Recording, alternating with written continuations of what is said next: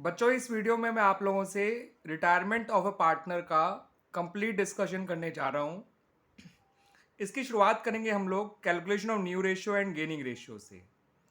जब भी कोई पार्टनर रिटायर होता है तो वो अपना हिस्सा सेक्रीफाइस करके जाता है in the favour of the remaining partners. तो as a result of that remaining partners को गेन होता है and as a result of that हमें उनका गेनिंग रेशियो निकालना होता है। अब क्योंकि एक पार्टनर चला गया तो पार्टनर्स जो एग्जिस्टिंग पार्टनर्स हैं, रिमेनिंग पार्टनर्स हैं, उनका प्रॉफिट शेयरिंग रेशियो चेंज हो जाएगा, तो हमें उनका नया रेशियो भी निकालना होगा। तो इसलिए हम लोग पहले शुरुआत करेंगे with the calculation of new ratio and gaining ratio. तो इसकी कुछ टाइप्स होती हैं जो मैं आप लोगों से एक एक करके डिस्कस करूंगा। सबसे पहले सबसे आसान टाइप, जहां पर एक पार्टनर रिटायर होता है और फर्दर कोई इन्फॉर्मेशन नहीं दे रखी होती है, तो ऐसे में ये माना जाता है कि जो रिमेनिंग पार्टनर्स हैं वो अपने पुराने रेशियो में ही गेन कर रहे हैं। ठीक है बच्चों, तो ऐसे में जो उनका आपस का पुराना रेशियो है वही उनका नया रेशियो बन जाता है और वही उनका गेनिंग रेशियो बन जाता है। यहाँ पर मैंने एग्जाम्पल लिया कि मेरे पास 3 पार्टनर है ए, बी और सी, जिनका आपस का पुराना रेशियो 5:3:2 है। आपसे कहा गया कि नया रेशियो और गेनिंग रेशियो निकालिए जब ए रिटायर हो, जब बी रिटायर हो या जब सी रिटायर हो। तो जब ए रिटायर होगा तो नया रेशियो और गेनिंग रेशियो आ जाएगा 3:2, बी और सी का जो आपस का रेशियो है। जब बी रिटायर होगा तो ए और सी का आपस का नया रेशियो और गेनिंग रेशियो हो जाएगा 5:2। और जब सी रिटायर होगा तो ए और बी का आपस का नया रेशियो और गेनिंग रेशियो आ जाएगा 5:3। तो मैंने पहले ही कहा था बच्चों, ये सबसे आसान टाइप होती है। जो पार्टनर रिटायर हुआ उसका शेयर हटा दीजिए, जो बचा वही नया रेशियो और वही गेनिंग रेशियो हो जाएगा। क्लियर बच्चों? आइए अब बात करते हैं सेकंड टाइप की। सेकंड टाइप भी बड़ी आसान सी है बच्चों। ये वो टाइप होती है जहां पर नया रेशियो दे रखा होता है रिमेनिंग पार्टनर्स का। ठीक है बच्चों, तो क्योंकि नया रेशियो गिवन है तो हमें नया रेशियो तो नहीं निकालना, लेकिन गेन और गेनिंग रेशियो जरूर निकालना है ऑफ द रिमेनिंग पार्टनर्स। तो इसके लिए मैं आपको गेन का फॉर्मूला बता देता हूं बच्चों। गेन का फॉर्मूला होता है new share minus old share. ठीक है बच्चों, तो मैंने यहाँ भी अपने पुराने पार्टनर ए बी सी लिए हैं जिनका पुराना रेशियो 5:3:2 है, और बी रिटायर हो गया और ए और सी का नया रेशियो जो है वो 7:5 है। तो मुझे एक और सी का गेनिंग रेशियो निकालना है, तो उसके लिए पहले मुझे इनका गेन निकालना होगा। ए का गेन आएगा 7/12 माइनस 5/10, जो कि निकल कर आया 5/60।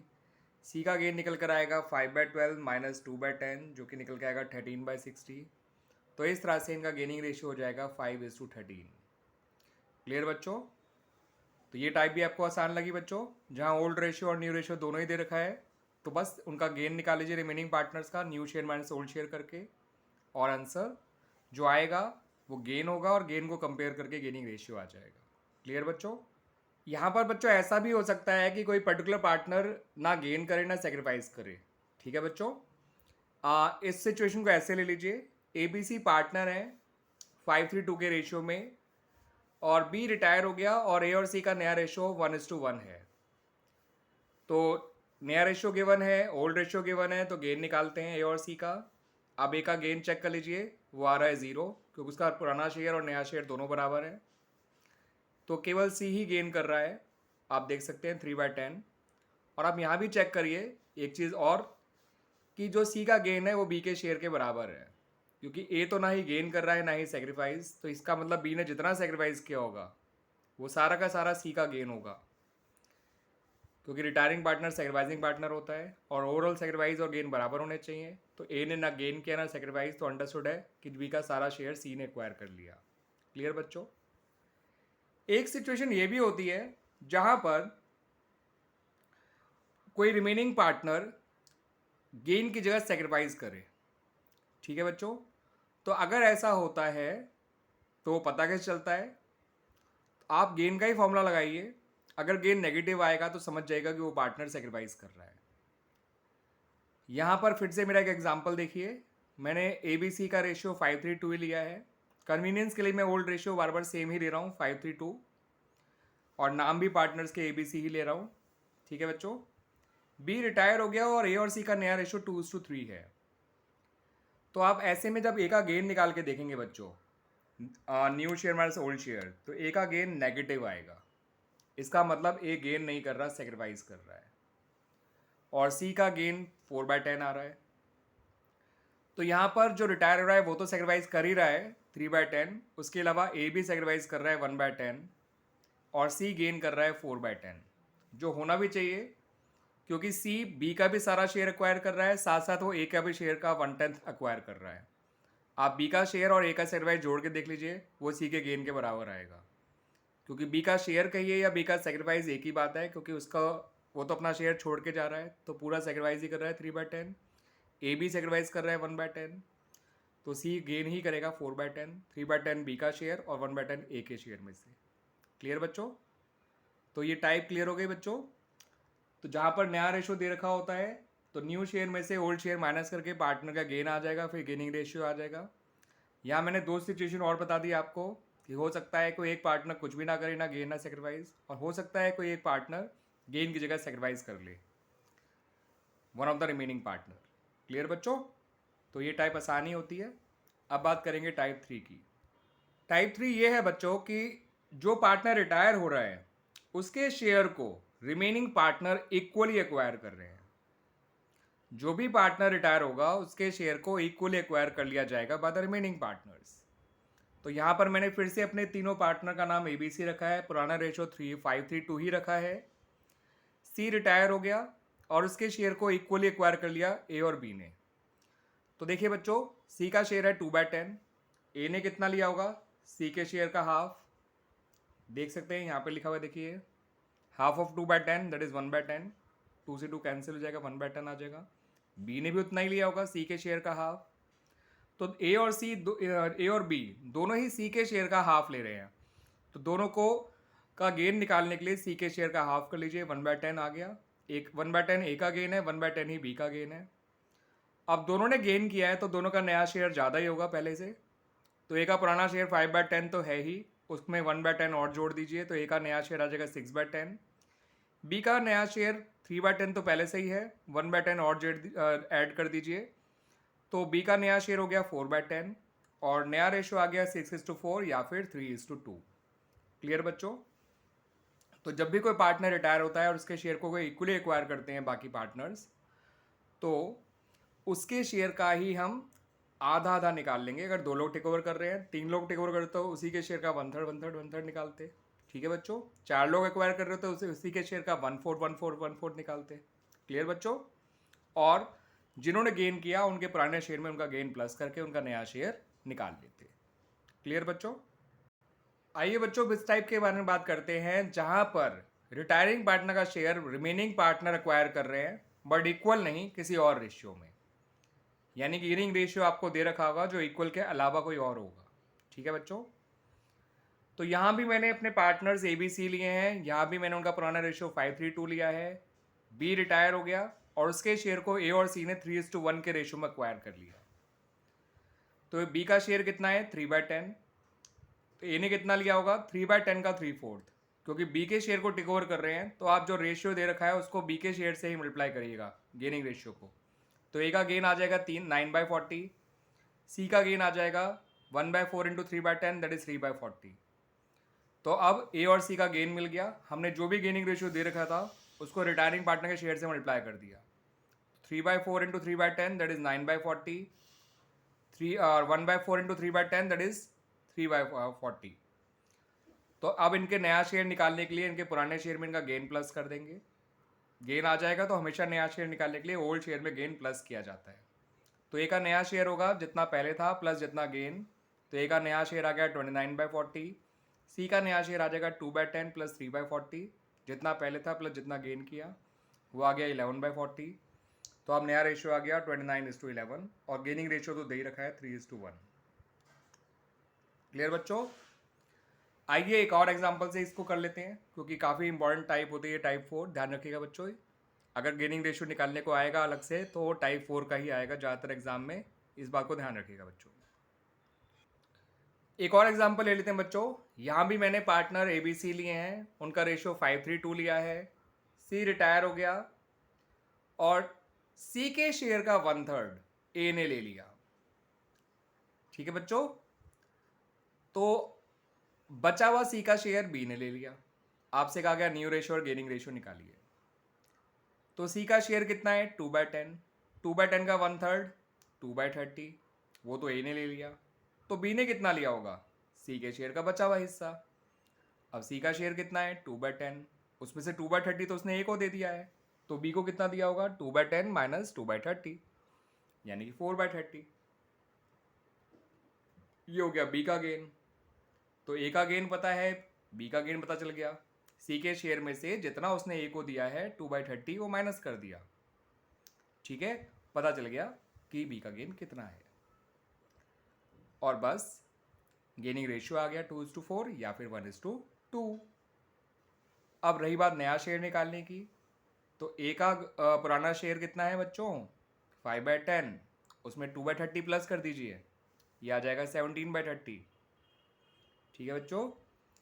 बी का पुराना शेयर कितना है 3/10, उसमें 4/30 प्लस कर दीजिए, तो ये हो जाएगा 13/30। तो इस तरह से नया रेशियो आ जाएगा 17:13 और गेनिंग रेशियो आ गया 1:2। क्लियर बच्चों, देख भी लीजिए, वैसे ये मैंने ओरली तो बता दिया, ये देख लीजिए बच्चों। ए का पुराना शेयर 5/10 प्लस जितना उसने गेन किया जोड़ दिया, बी का पुराना शेयर 3/10 प्लस उसने जितना गेन किया वो जोड़ दिया। तो इस तरह से इनके नए शेयर आ गए 17/30 और 13/30 और नया रेशियो आ गया 17:13।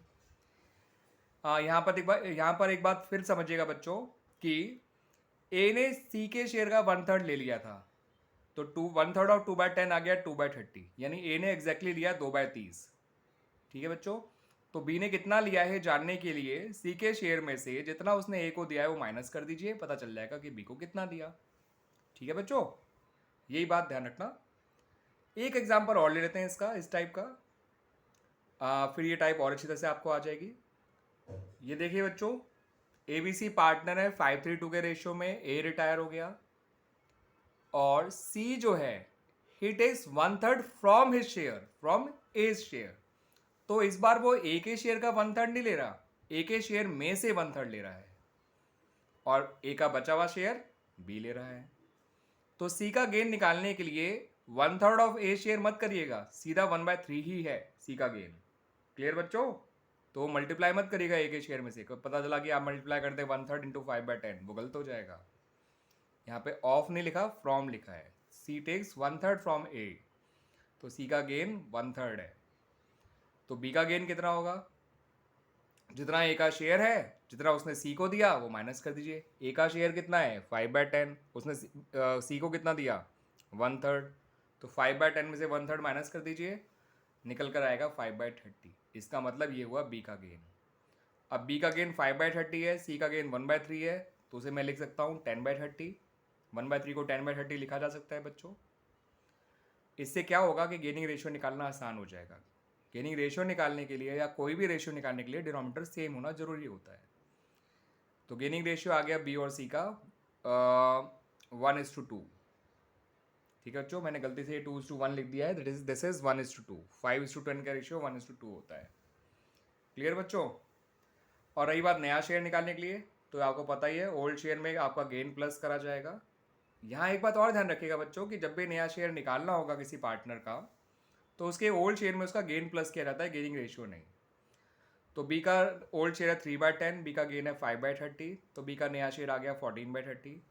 सी का पुराना शेयर है 2/10, उसने प्लस किया, उसमें प्लस कर दीजिए 1/10, सॉरी 1/3 या 10/30 कह सकते हैं, एक ही बात है। तो सी का नया शेयर आ जाएगा 16/30। नया रेशियो आ जाएगा बी और सी का 14:16 या फिर 7:8। क्लियर बच्चों। तो ये 3-4 एग्जाम्पल करके आपको टाइप 4 अच्छे से क्लियर हो गई होगी। आप बार बार इस वीडियो को देख सकते हैं तो आपको ये और टाइप और अच्छे से क्लियर हो जाएगी बच्चों। Now come to type number 5। Type number 5 भी बड़ी आसान नहीं होती है बच्चों। रिटायरिंग पार्टनर का पूरा शेयर एक ही पार्टनर एक्वायर कर रहा है, one of the remaining partner fully acquire कर रहा है रिटायरिंग पार्टनर का शेयर। मैंने यहाँ भी पुराने पार्टनर का शेयर 5:3 ले लिया है। कन्वीनियंस के लिए, इजीनेस के लिए मैं ऐसा कर रहा हूँ, बाकी पुराना रेशियो कुछ और भी हो सकता है लेकिन टेक्निक सेम रहेगी। ठीक है बच्चों। तो एबीसी का पुराना रेशियो 5:3 है, सी रिटायर हो गया और उसके शेयर को पूरा एक्वायर कर लिया बी ने। तो ए का गेन तो कुछ हो ही नहीं सकता क्योंकि सारा शेयर जो है सी का वो बी ले रहा है, तो जो भी सी का शेयर है वही बी का गेन बन जाएगा। सी का शेयर कितना है 2/10, तो बी का गेन कितना है 2/10, है ना बच्चों।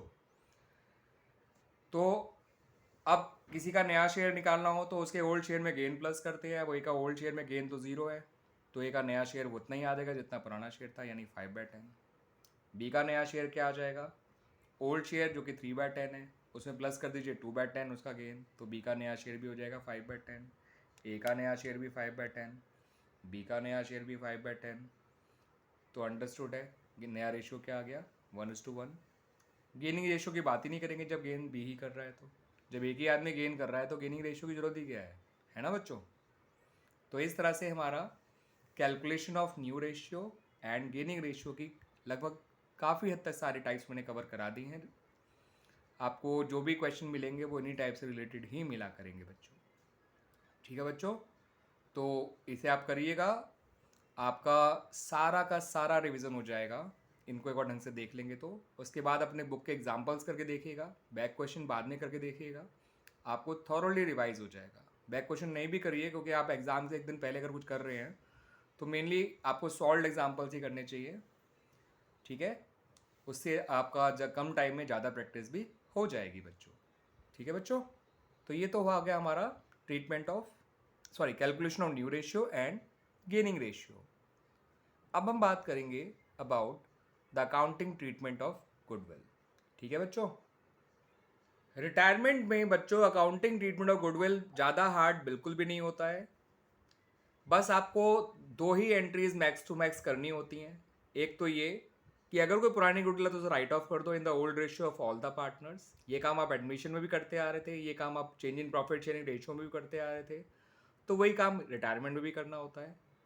ये गुडविल आपको बैलेंस शीट में एसेट साइड अपीयर होती नजर आएगी, तो उसे राइट ऑफ कर दीजिएगा in the old ratio of the partners, और एंट्री बन जाएगी partners capital account debit to goodwill account. अगर कैपिटल अकाउंट फिक्स्ड है तो कैपिटल अकाउंट की जगह करंट अकाउंट आ जाएगा, ध्यान रखिएगा। और ये काम ओल्ड रेशियो में किया जाता है, ये भी ध्यान रखिएगा। उसके बाद जो गुडविल वैल्यू करी जाती है on the date of retirement, उस गुडविल के हिसाब से रिटायरिंग पार्टनर के हिस्से गुडविल निकाल ली जाती है और उसे क्रेडिट कर दिया जाता है with A share of goodwill, और जो बचे हुए पार्टनर होते हैं उनको डेबिट कर दिया जाता है इन देयर गेनिंग रेशियो। क्लियर बात बच्चों। यानी कि जो पार्टनर रिटायर हुआ है फर्म की वैल्यूड गुडविल में उसके हिस्से गुडविल निकाल लीजिए और गेनिंग पार्टनर को डेबिट कर दीजिए उसके हिस्से गुडविल से और रिटायरिंग पार्टनर को क्रेडिट कर दीजिए, ठीक है बच्चों। ये जो मैंने ब्रैकेट में लिखा है इसको ढंग से पढ़ लीजिए बच्चों। Retiring partners goodwill is credited to his account and debited to remaining partners in their gaining ratio. आइए इसको अब जरा जो हमने 2 एंट्री सीखी हैं इनको एक क्वेश्चन के जरिए और अच्छा क्लियर कर लेते हैं। ABC पार्टनर हैं, 5:3 का रेशियो है, ए रिटायर हो गया और नया रेशियो बी और सी का 2:3 है। गुडविल पहले से अपीयर कर रही है 20,000 और गुडविल वैल्यू करी गई है ए के रिटायरमेंट पे 50,000। आपसे कहा गया नेसेसरी जनरल एंट्रीज पास करिए फॉर गुडविल। क्लियर बच्चों। अब क्योंकि बच्चों बी और सी का नया रेशियो दे रखा है तो आपको मालूम है गेन निकालना पड़ेगा new share minus old share करके, नहीं तो हम बी और सी के बचे हुए शेयर को ही उनका गेनिंग रेशियो मान लेते हैं, मगर क्योंकि नया रेशियो गिवन है तो हमें गेनिंग रेशियो निकालना पड़ेगा। तो गेन निकालने का फॉर्मूला आपको पता ही है बच्चों, old share minus new share minus old share. तो बी का गेन आया 1/10, सी का गेन आया 4/10 और गेनिंग रेशियो हो गया 1:4। और ए की जो गुडविल है पूरे फर्म की जो गुडविल वैल्यू कर गई थी वो 50,000 है, ए के हिस्से की गुडविल आ जाएगी 25,000। अब इस 25,000 को बी और सी से ले लेंगे और ए को दे देंगे, बी और सी डेबिट हो जाएंगे, ए क्रेडिट हो जाएगा, ठीक है बच्चों। लेकिन उससे पहले आपको पुरानी गुडविल राइट ऑफ करनी है जो कि 20,000 है, ठीक है बच्चों। तो देखिए सबसे पहली एंट्री हमने पुरानी गुडविल राइट ऑफ करने की करी है बच्चों।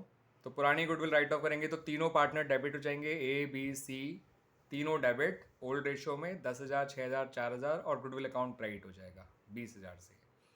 और जो वैल्यूड गुडविल है उसकी एंट्री कुछ ऐसे बनेगी बच्चों, B's capital account debit, C's capital account debit to A's capital account 5 20 25, क्योंकि इनका गेनिंग रेशियो 1:4 है। क्लियर बच्चों, आई बात समझ में। तो ये होता है treatment of goodwill on the retirement of partner. आइए कुछ और एग्जांपल्स भी देख लेते हैं ताकि आपको ट्रीटमेंट ऑफ गुडविल की जनरल एंट्रीज और अच्छी तरह से आ जाए। तो बच्चों मैंने जब आपको नया रेशियो निकालना सिखाया था तो एक सिचुएशन यही बताई थी कि हो सकता है कोई रिमेनिंग पार्टनर ना गेन करे ना सेक्रीफाइस, है ना बच्चों। तो ऐसे में जो पार्टनर ना गेन करे ना सेक्रीफाइस, उससे ना गुडविल ली जाती है ना उसको गुडविल दी जाती है, क्योंकि गुडविल मिलती है सेक्रीफाइस करने वाले को और गुडविल का कंपनसेट करता है गेन करने वाला। नॉर्मली जो पार्टनर रिटायर होता है वही सेक्रीफाइसिंग पार्टनर होता है और जो रिमेनिंग पार्टनर होते हैं वही गेनिंग पार्टनर होते हैं। तो gaining partner to retiring partner एक तरह से एडजस्टमेंट एंट्री गुडविल की जाती है। लेकिन अगर कोई रिमेनिंग पार्टनर ना गेन कर रहा है ना सेक्रीफाइस, तो वो एडजस्टमेंट एंट्री में ना डेबिट होगा ना क्रेडिट, सिर्फ वही रिमेनिंग पार्टनर डेबिट होंगे जो गेन कर रहे हैं। ठीक है बच्चों, इसको इस एग्जांपल से समझ लीजिए। ABC पार्टनर है, 5:3 का रेशियो है, B रिटायर हो गया और A और C का नया रेशियो जो है 1:1 है और पूरे फर्म की गुडविल जो वैल्यू करी गई है वो 1,00,000 रुपये है। फिलहाल इस क्वेश्चन में पुरानी गुडविल कोई भी नहीं है। तो A और C का हमने गेन निकाल के देखा तो A का गेन तो 0 आ रहा है और C का गेन 3/10 आ रहा है, जिसे आप देख भी सकते हैं वो B के शेयर के बराबर भी है। 1,00,000 तो पूरे फर्म की गुडविल है, B को पूरे फर्म की गुडविल थोड़ी मिलेगी, B को तो उसके हिस्से की गुडविल मिलेगी जो कि है 30,000। 1,00,000 का 3/10। अब ये 30,000 A और C दोनों नहीं देंगे उसको, क्योंकि ये तो ना गेन कर रहा है ना सेक्रीफाइस, वही देगा जो गेन कर रहा है और गेन अकेला C कर रहा है। तो C ही अकेला 30,000 B को देगा। ठीक है बच्चों, देख लीजिए एंट्री बन गई C's capital account debit to B's capital account. ठीक है बच्चों, क्योंकि C ही केवल गेन कर रहा था, A तो ना गेन कर रहा है ना सेक्रीफाइस, तो ना वो डेबिट होगा एडजस्टमेंट एंट्री में ना क्रेडिट होगा। और इस क्वेश्चन में पुरानी गुडविल राइट ऑफ करने की तो कोई बात ही नहीं होती, क्योंकि क्वेश्चन में पुरानी गुडविल है ही नहीं। जब है ही नहीं तो राइट ऑफ कहाँ से करोगे। ठीक है बच्चों, एक सिचुएशन ऐसी भी होती है बच्चों कि जहां पर कोई रिमेनिंग पार्टनर गेन की जगह सेक्रीफाइस कर देता है, तो ऐसे में उसे भी कंपनसेट किया जाएगा by the other remaining partners. अब इसे किस अमाउंट से कंपनसेट किया जाएगा? जितना उसने सेक्रीफाइस किया इनटू फॉर्म की गुडविल। ठीक है बच्चों, तो रिटायरिंग पार्टनर तो क्रेडिट होगा ही होगा, because he is always a sacrificing partner. याद रखिएगा बच्चों, retiring partner is always a sacrificing partner. ठीक है बच्चों, तो एग्जाम्पल से समझिएगा बच्चों। ABC पार्टनर है, 5:3 का रेशियो है, B रिटायर हो गया और A और C का नया रेशियो 2:3 है। पूरे फर्म की गुडविल जो है वो वैल्यू कर गई 2,00,000। हमने A और C का गेन निकालना चाहा। A तो गेन कर ही नहीं रहा, वो तो सेक्रीफाइस कर रहा है, -1/10 आ रहा है उसका जो है गेन। अब गेन नेगेटिव है तो सेक्रीफाइस होता है और C ही केवल गेन कर रहा है। तो B को तो उसके हिस्से गुडविल मिलेगी मिलेगी, 2,00,000 का 3/10 दैट इज 60,000। आप A को भी उसके हिस्से गुडविल देंगे उसके सेक्रीफाइस के बराबर। A का सेक्रीफाइस है 1/10 और फर्म की गुडविल है 2,00,000, तो 2,00,000 का 1/10 होता है 20,000। तो B क्रेडिट हो जाएगा 60,000 से, A क्रेडिट हो जाएगा 20,000 से और ये सारा पैसा एक ही आदमी देगा क्योंकि वही गेन कर रहा है। तो 60,000 B को कंपनसेट करेगा और 20,000 A को कंपनसेट करेगा, यानी पूरे 80,000 रुपये ले लीजिए C से और A और B को दे दीजिए।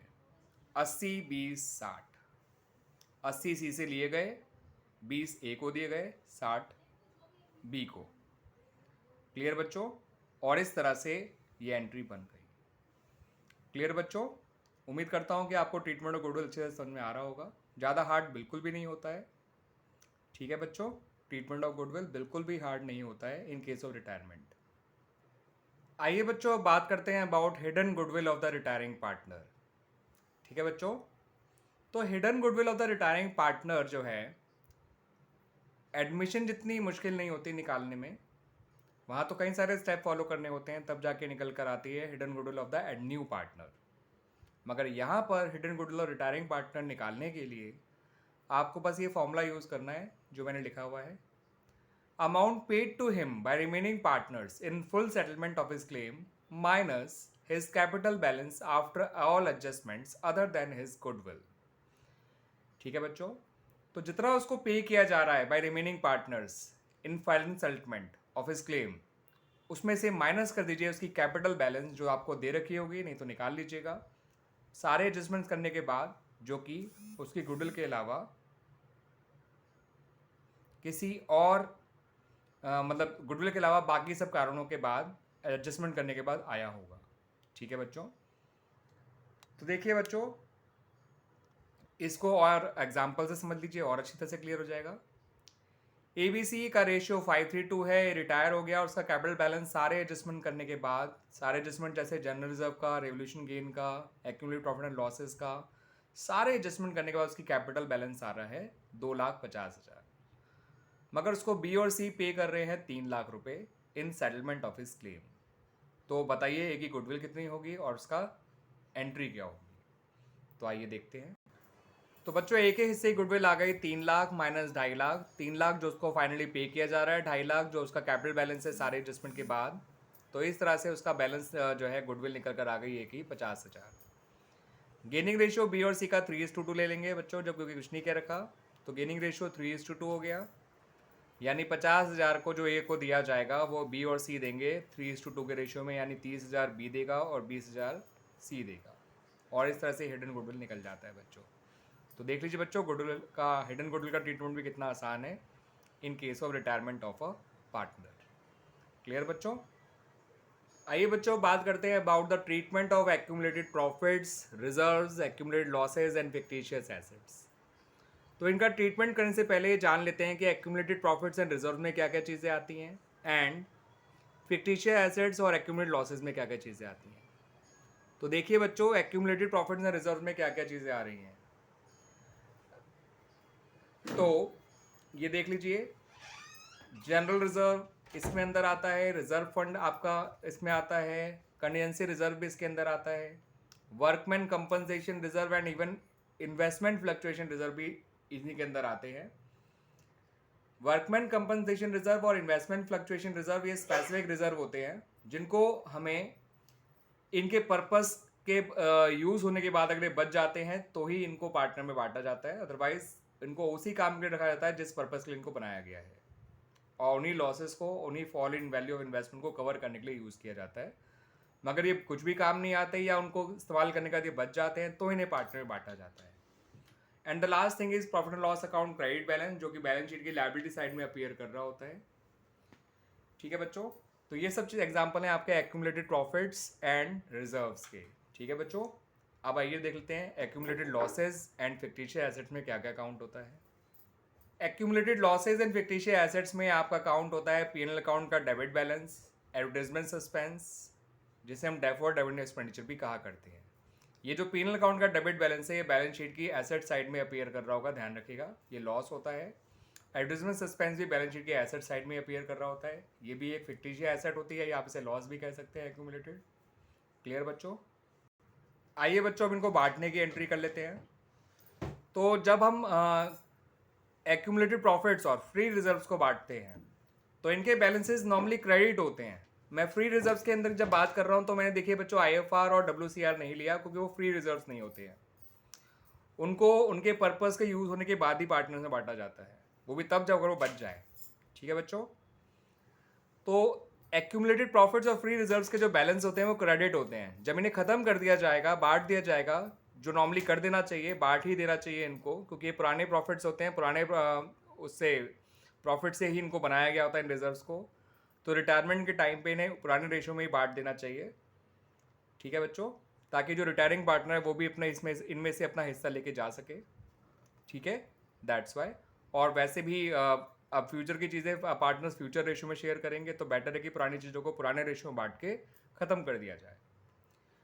तो ये क्रेडिट बैलेंसेस सारे डेबिट हो जाएंगे, पार्टनर्स क्रेडिट हो जाएंगे, सारे पार्टनर क्रेडिट होंगे, बिकॉज ये ओल्ड रेशियो में बांटा जाएगा among the partners.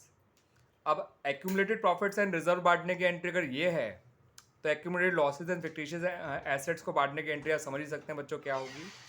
Partner debit हो जाएंगे और एक्यूमुलेटेड लॉसेज और फिक्टिशियस एसेट्स क्रेडिट हो जाएंगे। ठीक है बच्चों, ये देख लीजिए, पार्टनर्स के कैपिटल अकाउंट डेबिट हो गए हैं और P&L अकाउंट जो डेबिट बैलेंस है P&L अकाउंट का एसेट साइड में जो अपीयर कर रहा था वो, और एडजस्टमेंट सस्पेंस अकाउंट जो भी एसेट साइड में अपीयर कर रहा था वो, ये दोनों क्रेडिट हो गए बच्चों इन the old ratio of partners. Clear बच्चों? यहाँ पर बच्चों मैं आपको एक चीज़ और बता दूँ कि अगर फर्म ये कहती है, अगर या क्वेश्चन में ऐसा लिखा होता है कि they do not want to disturb the reserves and accumulated profits, तो ऐसे में इनके लिए एडजस्टमेंट एंट्री वैसे ही पास की जाएगी जैसे कि आप adjustment entry for goodwill pass करते हैं। एक्यूमुलेटेड प्रॉफिट्स के लिए तो एडजस्टमेंट एंट्री होगी गेन टू सेक्रीफाइसिंग। सेक्रीफाइसिंग मतलब रिटायरिंग बच्चों यहाँ पर, क्योंकि मैंने आपको बताया था सेक्रीफाइसिंग पार्टनर रिटायरिंग पार्टनर ही होता है। और एक्यूमुलेटेड लॉसेस के लिए sacrificing partner to gaining partner या retiring partner to remaining partner हो जाएगी। ठीक है बच्चों। और अगर दोनों ही दे रखे हैं क्वेश्चन में, एक्यूमुलेटेड प्रॉफिट्स भी और एक्यूमुलेटेड लॉसेस भी, और एडजस्टमेंट एंट्री करने को कहा गया है, तो देख लीजिएगा क्या चीज़ ज़्यादा है, प्रॉफिट ज़्यादा है या लॉसेस ज़्यादा है। जो भी डिफरेंस होगा उसके हिसाब से एडजस्टमेंट एंट्री बनाई जाएगी। ठीक है बच्चों। मैं कोई क्वेश्चन भी करके दिखा दूंगा या वो क्वेश्चन इससे अटैच कर दूंगा अपने वीडियो से जिनमें वो चीज़ डिस्कस करी गई है। ठीक है बच्चों। तो डोंट वरी अबाउट दैट। अभी आप ये मान के चलिए ना, बांटना ही बांटना है, प्रॉफिट्स को भी और लॉसेस को भी। आइए बच्चों बात करें about the treatment of workman compensation reserve. तो वर्कमैन कंपनसेशन रिजर्व का ट्रीटमेंट वैसे तो आप चेंज इन पीएसआर वाले चैप्टर में और एडमिशन ऑफ पार्टनर वाले चैप्टर में सीख चुके ही हैं, बट आइए एक बार और रिवाइज कर लेते हैं रिटायरमेंट के लिए। ठीक है बच्चों, क्योंकि अब तक तो भूल गए होंगे रिटायरमेंट करते करते उनसे जो है। तो यहाँ भी मैंने अपने 3 पार्टनर ABC ही लिए हैं जिनका पुराना रेशियो 5:3 है। वर्कमैन कंपनसेशन रिजर्व 20,000 दे रखा है और C रिटायर हो गया, और आपको ये 3-4 केसेस दे रखे हैं। पहला केस ये है कि कोई फर्दर इन्फॉर्मेशन ही नहीं है या कोई क्लेम ही नहीं है अगेंस्ट वर्कमैन कंपनसेशन। दूसरा केस ये है कि क्लेम आया लेकिन सिर्फ 12,000 का आया। तीसरा केस ये है कि क्लेम 20,000 का आया, और चौथा केस ये है कि क्लेम 32,000 का आया। तो बच्चों पहला केस, जब कोई इन्फॉर्मेशन नहीं है या कोई क्लेम नहीं है, तो पूरा वर्कमैन कंपनसेशन रिजर्व फ्री हो गया to be distributed among the partners, और इसको पार्टनर में बांट दिया जाएगा इन देयर ओल्ड रेशियो। 20,000 को बांट दिया ABC में, 10-6-4 आ गया। केस 2 में क्लेम सिर्फ 12,000 है और रिजर्व 20,000 है, तो क्लेम को एडजस्ट करने के बाद भी रिजर्व बच जाएगा कुछ, और कितना बचेगा बच्चों? 8,000 है ना बच्चों। और एंट्री हो जाएगी workman compensation reserve account debit to workman compensation claim account 20, 12 और बचा हुआ 8,000 ABC में बढ़ जाएगा, वो भी क्रेडिट हो जाएंगे। ठीक है, अब डेबिट क्रेडिट बराबर हो गया। 8,000 को 5:3 के रेशियो में बांट दिया तो 4,000, 2,400 और 1,600 आ गया।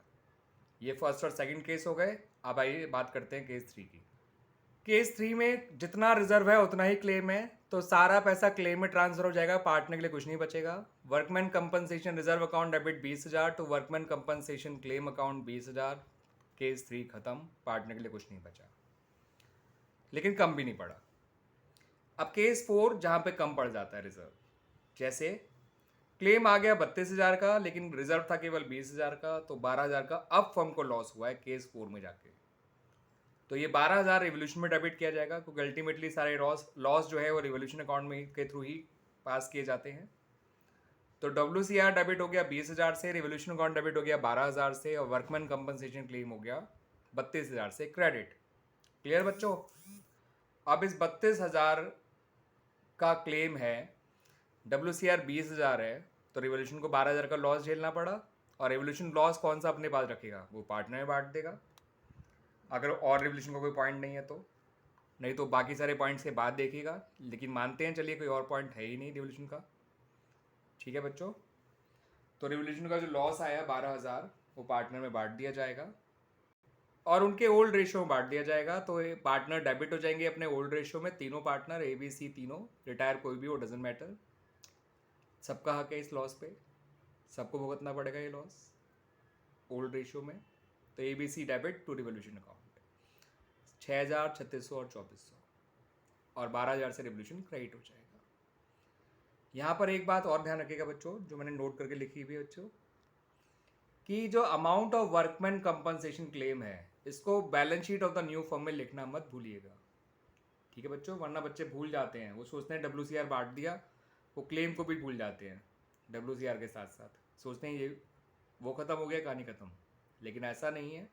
क्लेम जितना है वो नई बैलेंस शीट में शो किया जाता है ऑन द लायबिलिटी साइड। आइए बच्चों साथ साथ सीख लेते हैं treatment of investment fluctuation reserve. ये भी फ्री रिजर्व नहीं होता है, स्पेसिफिक रिजर्व होता है। ये भी उसी पर्पज़ के लिए इस्तेमाल किया जाता है जिस पर्पज़ के लिए वो बनाया गया है, और बच जाए तो पार्टनर में बांटा जाता है, कम पड़ जाए तो बांटेंगे ही नहीं। ठीक है बच्चों, तो यहाँ भी मैंने अपने 3 पार्टनर लिए हैं ए बी सी, यहाँ भी मैंने उनका रेशियो लिया है 5:3:2, और इन्वेस्टमेंट फ्लक्चुएशन रिजर्व लिया है 20,000, इन्वेस्टमेंट की बुक वैल्यू लिया है 1,00,000, भी रिटायर कर दिया मैंने। और ये 5 केसेस मैंने यहाँ दिए हैं। पहले केस में लिया है कि इन्वेस्टमेंट की मार्केट वैल्यू उतनी ही है जितनी बुक वैल्यू थी, दूसरे केस में कोई इन्फॉर्मेशन नहीं है, तीसरे केस में इन्वेस्टमेंट की मार्केट वैल्यू 1,15,000 है, चौथे केस में वो 95,000 हो गई, पांचवें केस में वो 80,000 हो गई, और छठे केस में वो 70,000 हो गई। ठीक है बच्चों, तो अब आपको इन 6 केस की एंट्रीज करके दिखानी है। तो मैं आपको बता दूं बच्चों, केस 1 और 2 की एंट्री तो बिल्कुल सेम ही होगी, क्योंकि कोई इन्फॉर्मेशन नहीं है, मानेंगे इन्वेस्टमेंट में कोई चेंज नहीं आया, और मार्केट वैल्यू इन्वेस्टमेंट की 1,00,000 ही है, तो भी हम क्लियर पता चल रहा है कि इन्वेस्टमेंट में कोई चेंज नहीं आया, यानी IFR की जरूरत नहीं पड़ी केस 1 और 2 में। तो केस 1 और 2 में सेम एंट्री बन जाएगी, पूरा IFR बढ़ जाएगा among the partners in their old ratio. ठीक है बच्चों, एंट्री बन जाएगी investment fluctuation reserve account debit to A's capital account to B's capital account to C's capital account 10/6/4। Clear बच्चों, अब बात करेंगे केस नंबर 3 की। तो बच्चों केस नंबर 3 में इन्वेस्टमेंट फ्लक्चुएशन रिजर्व जो है वो भी यूज़ नहीं होगा केस नंबर 3 में भी, क्योंकि इन्वेस्टमेंट कम नहीं हो रही, उल्टा बढ़ रही है, और इन्वेस्टमेंट फ्लक्चुएशन रिजर्व इन्वेस्टमेंट के एक फॉल को कवर करता है, ना कि उसके गेन को। ठीक है बच्चों, तो यहाँ भी इन्वेस्टमेंट फ्लक्चुएशन रिजर्व की बिल्कुल जरूरत नहीं पड़ी, वो पूरा बांट दिया गया केस नंबर 3 में भी, वही 20,000 10/6/4 आ गया ABC में। अब जो इन्वेस्टमेंट का गेन हुआ है उसको हमें रिवोल्यूशन के थ्रू रिकॉर्ड करना होगा। एंट्री हो जाएगी investment account debit to revolution account 15,000, और रिवोल्यूशन जिस तरह से लॉस अपने पास नहीं रखता, गेन भी अपने पास नहीं रखता, वो पार्टनर में बांट देगा, रिवोल्यूशन अकाउंट डेबिट हो जाएगा, ABC क्रेडिट हो जाएंगे। 15,000 को ABC में बांट देंगे 5:3:2 के रेशियो में, तो 7,500, 4,500 और 3,000 आ जाएगा, 7,500, 4,500 एंड 3,000। केस 5 में, सॉरी केस 4 में इन्वेस्टमेंट की मार्केट वैल्यू जो थी वो कितनी हो गई थी बच्चों? ये केस 4 ही कर रहे हैं ना, हाँ सॉरी केस 4 जो है, मैंने केस 4 को केस 5 बना लिया लग रहा है बच्चों, तो मैंने तो केस 4 लिया ही नहीं दरअसल, तो ये केस 5 है जो आपको केस 4 नज़र आ रहा है, दिस इज केस 5।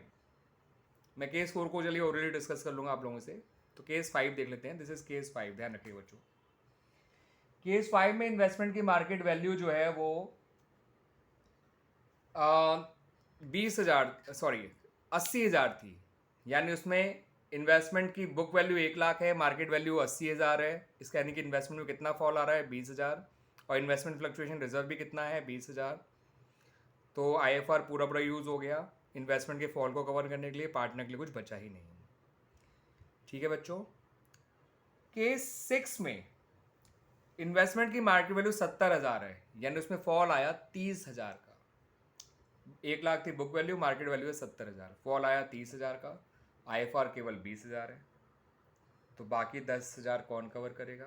रिवोल्यूशन हमारा, और रिवोल्यूशन अकाउंट डेबिट हो जाएगा उस गैप से, और रिवोल्यूशन लॉस अपने पास तो रखेगा नहीं, वो पार्टनर में बांट देगा उनके ओल्ड रेशियो में, ABC डेबिट हो जाएंगे, रिवोल्यूशन अकाउंट क्रेडिट हो जाएगा। This was case 6। केस 5 मैं मजबूरन आप लोगों से बच्चों, सॉरी केस 4 मजबूरन आप लोगों से ऑलरेडी डिस्कस कर रहा हूँ, मेरे पास लिखने के लिए जगह नहीं है, वो अच्छा रहेगा भी नहीं, सुन लेंगे तो भी आपको क्लियर हो जाएगा, मुश्किल केस तो बिल्कुल भी नहीं है वो। वहाँ पे इन्वेस्टमेंट की मार्केट वैल्यू 95,000 दे रखी थी, बुक वैल्यू जो है वो 1,00,000 थी, तो उसमें फॉल आ रहा है केवल 5,000 का, और IFR है 20,000, तो IFR डेबिट हो जाएगा पूरे 20,000 से, चलिए मैं लिख देता हूँ साथ साथ, इन्वेस्टमेंट क्रेडिट हो जाएगा 5,000 से, और बचा हुआ 15,000 ABC में बढ़ जाएगा, 7,500, 4,500 और 3,000। This was case 4। चलिए बच्चों, तो केस 4 भी हो गया हमारा। इस तरह से हमारा इन्वेस्टमेंट फ्लक्चुएशन रिजर्व का ट्रीटमेंट भी कंप्लीट हो जाता है बच्चों। आइए बच्चों, लगे हाथों रिवोल्यूशन अकाउंट का भी ट्रीटमेंट सीख लेते हैं। वैसे तो रिवोल्यूशन अकाउंट का ट्रीटमेंट आपने चेंज इन बीएसआर में सीखा, एडमिशन ऑफ पार्टनर में सीखा ही था। रिवोल्यूशन अकाउंट बनाना, उससे जुड़ी हुई एंट्रीज यहाँ भी कर लेते हैं बच्चों। तो रिवोल्यूशन अकाउंट की जनरल एंट्रीज इस तरह से बनाई जाती हैं बच्चों। रिवोल्यूशन अकाउंट के लिए मैंने बताया था ये फ़ायदे से क्रेडिट होता है, नुकसान से डेबिट। और फ़ायदे कब कब होते हैं, नुकसान कब कब होते हैं, वो आपको और रिवाइज करा देता हूँ। देखिए मैंने लिखा है फॉर इंक्रीज इन एसेट और अनरिकॉर्डेड एसेट। एसेट का बढ़ना या किसी अनरिकॉर्डेड एसेट का पता चलना एक ही बात होती है, दोनों बातें फायदे की हैं। तो एसेट डेबिट हो जाएगी, रिवोल्यूशन क्रेडिट हो जाएगा। लेकिन अगर आपकी एसेट कम हो जाती है तो ये नुकसान की बात है, रिवोल्यूशन डेबिट हो जाएगा नुकसान से और एसेट क्रेडिट हो जाएगी। ऐसी अगर लायबिलिटी बढ़ जाती है या लायबिलिटी अनरिकॉर्डेड पता चलती है तो ये नुकसान की बात है, रिवोल्यूशन डेबिट हो जाएगा, लायबिलिटी क्रेडिट हो जाएगी। ऐसे ही अगर लायबिलिटी कम हो जाती है, डिक्रीज हो जाती है, तो ये फायदे की बात है, रिवोल्यूशन क्रेडिट हो जाएगा, लायबिलिटी डेबिट हो जाएगी। ये सब एंट्रीज आपको मैं पहले भी सिखा चुका हूँ बच्चों, है ना बच्चों। और आप भी अच्छी तरह से कर चुके हैं, रिवोल्यूशन अकाउंट तो आपने बहुत बहुत बहुत बार कर रखा है बच्चों। और जब हम सारे फायदे नुकसान बच्चों रिकॉर्ड कर लेते हैं तो अल्टीमेटली जो भी हमें फ़ायदा ओवरऑल निकल कर आता है या नुकसान निकल कर आता है ओवरऑल, उसको पार्टनर में बांट दिया जाता है इन देयर ओल्ड रेशियो। फ़ायदा बांटेंगे तो रिवोल्यूशन डेबिट हो जाएगा और पार्टनर्स कैपिटल अकाउंट क्रेडिट हो जाएंगे इन देयर ओल्ड रेशियो। लॉस बांटेंगे तो रिवोल्यूशन खुद क्रेडिट हो जाएगा और पार्टनर डेबिट हो जाएंगे इन देयर ओल्ड रेशियो। एक बात याद रखिएगा बच्चों, रिवोल्यूशन फ़ायदे से क्रेडिट मगर फ़ायदे को बांटने से डेबिट। रिवोल्यूशन नुकसान से डेबिट लेकिन नुकसान को बांटने से क्रेडिट हो जाया करता है। ठीक है बच्चों। और ओवरऑल फ़ायदा कैसे हुआ और ओवरऑल नुकसान कैसे हुआ ये देखने के लिए आप देखें कि आपके फ़ायदे ज़्यादा हुए हैं या नुकसान ज़्यादा हुए हैं। फ़ायदे ज़्यादा हुए हैं नुकसान से तो नेट अमाउंट आपका प्रॉफिट होगा, नेट डिविजिबल प्रॉफिट। अगर नुकसान ज़्यादा हुए हैं फ़ायदे से तो net amount net divisible profit हो लॉस होगा। ठीक है बच्चों, ये तो थी रिवोल्यूशन की एंट्रीज। अब बात करते हैं रिवोल्यूशन का अकाउंट के बारे में बच्चों। तो आप लोगों को रिवोल्यूशन अकाउंट नज़र आ रहा होगा बच्चों, देखिए ये रहा। रिवोल्यूशन डेबिट कब हो रहा है, जब कोई एसेट कम हो रही है, जब कोई लायबिलिटी बढ़ रही है या जब किसी अनरिकॉर्ड लायबिलिटी के बारे में पता चल रहा है। रिवोल्यूशन क्रेडिट कब हो रहा है, जब कोई एसेट बढ़ रही है, जब कोई लायबिलिटी कम हो रही है या जब किसी अनरिकॉर्ड एसेट के बारे में पता चलता है। फिर हम देखेंगे कि हमारे फ़ायदे ज़्यादा हुए या नुकसान ज़्यादा हुए। फ़ायदे ज़्यादा हुए तो डिविजिबल प्रॉफिट इधर लिखा जाएगा, पार्टनर के ओल्ड रेशियो में बांट दिया जाएगा। और अगर आपके नुकसान ज़्यादा हुए तो डिविजिबल लॉस इधर आएगा, पार्टनर के ओल्ड रेशियो में बांट दिया जाएगा। ये है आपका कंप्लीट रिवोल्यूशन अकाउंट बच्चों। ठीक है, कई बार पहले भी कर चुके हो तो आपको इसमें ज़्यादा दिक्कत तो आएगी ही नहीं बच्चों, है ना बच्चों। आगे की चीज़ें करने से पहले बच्चों, आगे जाके हम कैपिटल एडजस्टमेंट्स वगैरह देखेंगे, रिटायरिंग पार्टनर का लोन बनाना सीखेंगे। ठीक है बच्चों।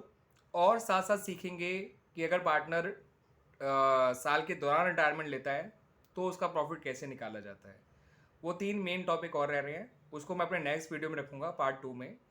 तो पार्ट 1 का एंड में जो जिस टॉपिक से करने जा रहा हूँ that is the final settlement of the retiring partner. कि जो पार्टनर रिटायर हो जाता है उसका जो फाइनल बैलेंस निकल कर आता है उसे आप as a closing balance of capital तो रख नहीं सकते क्योंकि अब वो पार्टनर तो रहा नहीं है। तो या तो उसके पैसे को आप पूरा पे ऑफ करके ख़त्म कर दो या सारा पैसा लोन में डाल दो या कुछ पे ऑफ कर दो कुछ लोन में डाल दो जैसा क्वेश्चन में कहा गया हो। और अगर क्वेश्चन में कुछ ना कहा गया हो तो उसका जो भी फाइनल बैलेंस होता है वो उसके लोन अकाउंट में ट्रांसफ़र कर दीजिएगा बच्चों। ठीक है बच्चों, तो उसके लोन अकाउंट में ट्रांसफ़र करिएगा बच्चों। रिटायरिंग पार्टनर डेबिट हो जाएगा और उसका लोन अकाउंट क्रेडिट हो जाएगा। उसकी कैपिटल अकाउंट डेबिट और लोन अकाउंट क्रेडिट। अगर सारा पे कर देते हैं तो रिटायरिंग पार्टनर की कैपिटल अकाउंट डेबिट और बैंक या कैश अकाउंट क्रेडिट। और अगर हम उसे पार्टली पे करते हैं और पार्टली उसका पैसा लोन में डाल देते हैं तो रिटायरिंग पार्टनर का कैपिटल अकाउंट तो डेबिट होगा ही होगा, साथ साथ बैंक कैश या बैंक अकाउंट क्रेडिट हो जाएगा और रिटायरिंग पार्टनर का लोन भी क्रेडिट हो जाएगा। ठीक है बच्चों, यहाँ मैं बता दूं एक चीज़ ध्यान रखिएगा, जब कुछ ना कह रखा हो तो रिटायरिंग पार्टनर का पैसा सारा का सारा लोन में डाल देते हैं और फिर वही लोन बाद में बैलेंस शीट में लायबिलिटी साइड अपीयर करता है। क्लियर बच्चों। और अगर उसे पे ऑफ कर दिया तो फिर वो बैलेंस शीट में बिल्कुल अपीयर नहीं करेगा, उतना पैसा कैश भी कम हो जाएगा, कैश कम पड़ जाएगा तो उतना लोन लेना पड़ेगा, वो एक अलग कहानी है।